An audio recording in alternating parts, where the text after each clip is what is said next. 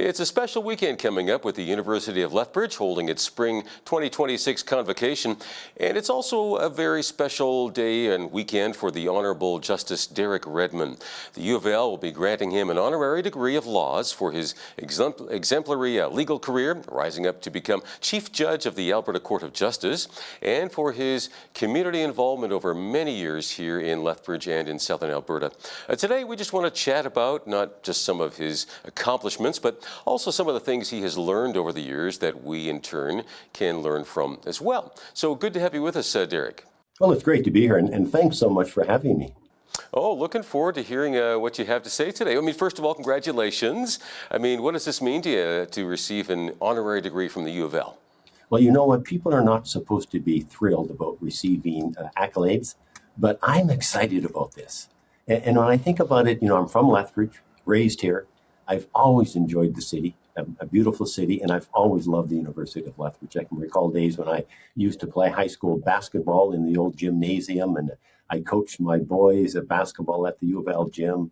I was on the U of L Senate for a period of time. I still work out at the U of L a couple of times a week. I just love the institution, and I'm just so pleased. Okay, wonderful. I mean, again, you're a local boy. So you graduated from Winston Churchill High School. Encouraging to see local success stories for sure. And you were an exceptional student, of course, being both valedictorian and male athlete of the year. So you've always had this passion for sports. What would you say to any young people watching with dreams of succeeding in life? Well, you know what? I think there's a couple of things. One, people, I think, really need to internalize that we are all in relationship with one another. And by that, I mean, we have opportunities to make differences in people's lives. The chance encounter at a Tim Hortons or something more important as a lawyer working on a case. But we are all in relationship. And I think we just need to internalize that and do our best to recognize that our actions and inactions have effects. They make differences in our own lives and differences in other people's lives. And if we can sort of just live that out in our day-to-day life, I think that would really make a difference. Yeah, I think we need to see ourselves as, not just another speck in the crowd, but we can actually make a difference, really, each one of us. So we do, and each minute of everyday opportunities are there. Chance encounters, working on whatever it is you're working on. You're making choices, and some by design, others by not. But just be aware of that. Be more aware of what it is we're doing each and every moment, and I think recognize that we can and do make a difference. I like it. The vast majority of young athletes probably will never make it into the professional ranks, but can you just share what are some of the benefits that you received from being involved in sports for so many years? Well, there was a stage in my life where I was going to be a professional quarterback and a professional golfer. How I was going to manage the two, I'm not sure. But as time goes on, you realize that you can love sport just for the sake of sport, participation, and everything from it's just good for you mentally and socially and physically. But also you learn about teamwork. You learn that you are part of a whole, and that what you do counts. But what you do as an individual is insignificant compared to what the team can do. I always played a lot of team sports, football and basketball and rugby. I do more individual things now, partly because of the time. I can't be relied upon the way I used to be able to. But just the whole concept of working together as a group, and that group can be something more than just the individual parts. Okay. Now, you and your wife, Ashlyn, have 3 sons, and I noticed that you made time to learn violin alongside them. And as you mentioned earlier, you also coached their sports team. So, we've got Father's Day just around the corner here. How important is it for parents to carve out some time in their busy schedules to do things together as a family? Well, I think it's critical. I think moms and dads or caregivers of one kind or another are just so critical, particularly in the lives of early children. I was lucky. I was supported by my partners-in-law. I was supported by my spouse. I was supported by friends to create time to be with the kids lots. And so I coached soccer, and I coached basketball, and I coached football. And as you say, they all learned how to play violin. in the Suzuki method initially, and part of that requires the parent who takes the child to learn a little violin. Now, I must say, I am not a violinist. I did play in I think it was called the Prickly Pear Fiddlers for a while, but I found that after about the 8th or 9th song, if we happened to be performing somewhere, I was resorting to air violin, and whereas all the kids were playing violin. But it was truly enjoyable just to be participating with them in whatever it is we did. Yeah, just doing things together as a family. I think it's so important. And you seem to have a passion to look out for young people. I understand that you were involved in getting the U of L's Chess for Life program to officially be part of the Alberta Justice Referral Program for youth on probation. Can you tell us a bit about this program and how it benefits young people who've, made some maybe poor decisions along life's way? Well, you know what?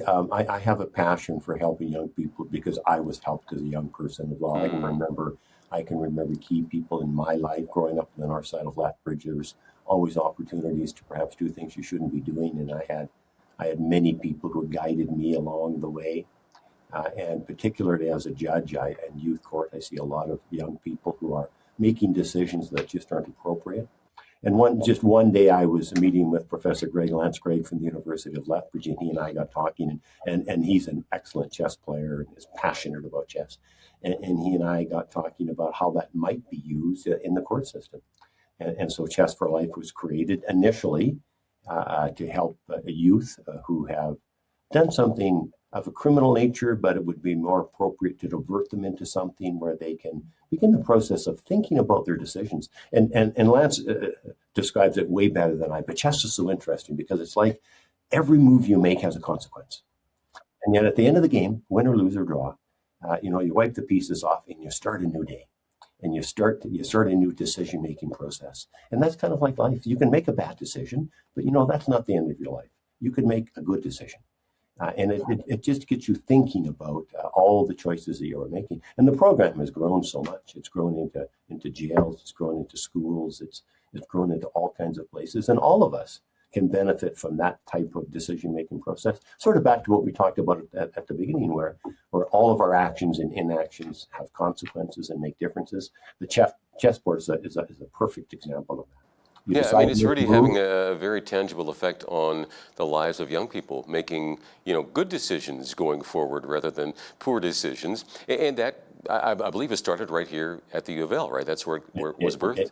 It did, yeah. Friday afternoons, a select group of young offenders, as part of their probation, as part of their integration back into the community, would be invited to join. It wasn't mandatory.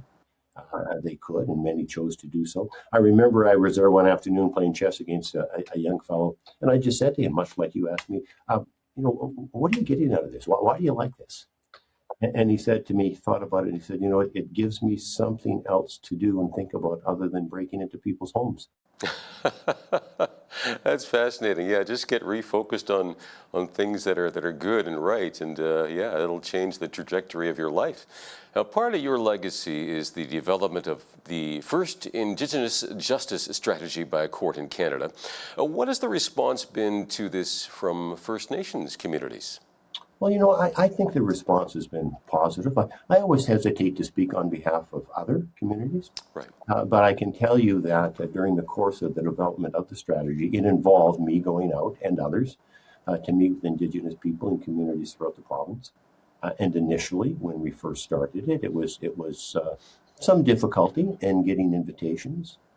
But over a relatively short period of time, I think the rumor spread that our court was genuine and interested in making a difference, changing the court in such a way that it becomes more relevant to Indigenous people and Indigenous communities. And we began getting more and more invitations to come and talk about that. We asked three simple questions. Should our court have an Indigenous justice strategy? And then we would say, if you think we do, what elements should it address? And then we asked, given your experience as an Indigenous person working in an Indigenous community, interacting with the justice system, how would you have us change? How would you have us address those elements? And we prepared a document after fairly extensive consultation. And then we sent it back to everyone, and we said, have we hit the mark? And I think to a degree we have. No, it's a living document. It's meant to change. It's meant to evolve. But we have received many positive responses. And when I say that, I mean Indigenous people, communities, nations are continuing to interact with us in a way that we are both, when I say both Indigenous and non-Indigenous, working towards change. Okay, well, that's great to hear. Now, you've also taught courses on conflict resolution, including in some pretty tough places such as Ireland and Ukraine. So what do you see as some of the keys to resolve conflict with parties that are clashing? Yeah, well, you know, the first thing I think you need to understand is that everyone is in that conflict for a reason. There's something driving it. And you need to come to understand what it is that's driving the conflict for them. What are the issues that are underlying the positions they're taking? And then you need to try and understand them. Not from a positional perspective, but from a perspective of curiosity, genuine. I need to understand why it is that person is doing what they're doing or failing to do what they're doing. And then see if there's some way that you can address those underlying issues. And you know that type of process is used not only in marital situations and family situations and court situations and resolutions that occur in lawsuits, but it's also used on the international stage. There's different types of conflict resolution processes, but one of the common ones is to understand the person's position, but more importantly, what's underlying that position, what's driving that, what are the issues, what are their interests, and try and address those interests. Yeah, and I wonder if sometimes, the other party, if you got a couple of parties that are having conflict here, they may not even understand, where the other person is coming from. And once they understand and there's communication there, that can probably shed some light in the whole thing and going, oh, okay, I get it now. So Absolutely. And in fact, before you even do that, you need to understand your own position. What are the issues that are driving your position? I mean, you believe this, you think this, but why? Constantly ask yourself why. Why do I believe that? Why do I think that? Why do I want that? What is it that's driving me? What is it? What are my needs? What are my interests? What are my concerns? What are my beliefs? What are my fears? What are the things that are causing me to be in the position that I'm in? And that's really step number one. And then step number two is understanding the other person. Right. And always good to get some good outside advice on this as well. Just a different perspective, I think, is always helpful. You bet. What are some of your best memories of your time as a lawyer and as a judge? That's a very, very interesting question. And some of the things I think about most are the mistakes I've made. And some of them are small. For example, I remember as a young lawyer going into court and referring to my 35-year-old client as an elderly woman. Ah, that's good. And it ended up in seen and heard about town. But every time I go into the courtroom as a judge, I physically have to wipe the smile off my face. I have to become more judge-like because I love the work. I love the work, and I often challenge myself to say, why do I love it so much? And I love it so much because you're in the midst of humanity at one of its challenging points. And you're there to manage, you're there to help, you're there to resolve. Ultimately, you're there to decide, but to do in a very respectful way. And each and every day is different. Each and every day is a new challenge, new people. But even though I go into that courtroom just about every day, the people that appear in front of me, not the lawyers, but the parties that appear in front of me, it's probably their first to me, but their only time ever being there. And to them, it could be one of the most important days of their life. And so I have the honor. I have the honor to be the one that wears the robes and to be in that courtroom during people's maybe not most, but one of the more difficult days that they'll ever have. And that's a challenge, but it's a challenge I embrace. Thanks so much for just making some time for us here today and sharing these parts of your life experience with us today. I appreciate that, Derek. Well, I appreciate your interest, not only in me, but in the University of Lethbridge and really for all of the people who support the university and who supported me throughout my life. No one gets to where they are alone. They get there because they've had many, many people support them. And I thank all those people. Yeah, well said, well said. Well, I hope you have a great weekend here. The Honorable Justice Derek Redman, he'll be receiving an honorary degree of laws at the University of Lethbridge this weekend.